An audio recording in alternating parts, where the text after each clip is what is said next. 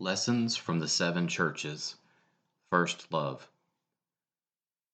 The Apostle John was exiled to the island of Patmos during the cruel reign of Domitian.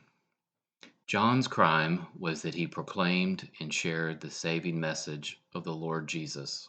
See Revelation chapter 1 and verse 9.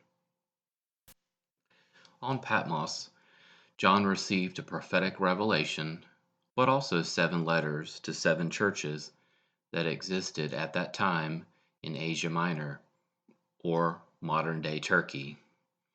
These letters are filled with correction and encouragement, not only for the believers in those days, but also today.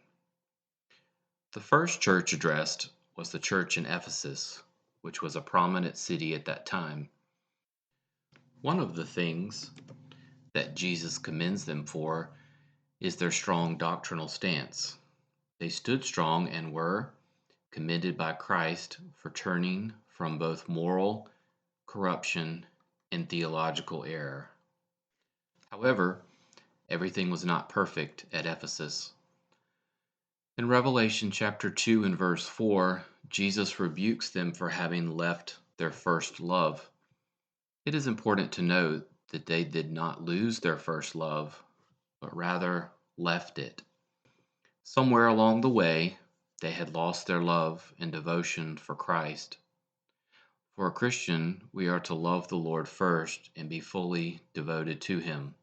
See Matthew 22:37, John 14, verse 21 and 23. David Levy writes, Christ had their heads and hands, but not their hearts. One lesson that we can learn from the church at Ephesus is that maintaining doctrinal purity is commended, but we also must maintain our first love for Christ. Have you allowed other things to take first place in your life? Is your heart devoted to anything else above your first love for Christ?